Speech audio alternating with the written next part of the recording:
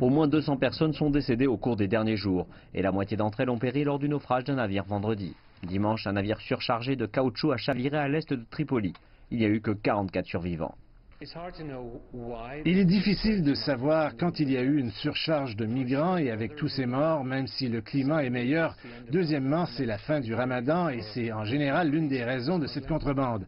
Mais aussi, il y a une reconnaissance mondiale que l'Union européenne commence à mieux gérer le processus.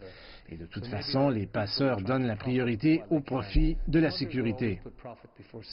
Les efforts pour réduire la migration ont été liés à l'entraînement et l'équipement des gardes-côtes libyens en vue d'intercepter les navires des passeurs. Cependant, des rapports sur les conditions des réfugiés détenus dans les centres en Libye ont suscité une large controverse et beaucoup d'outrage parmi des activistes des droits de l'homme.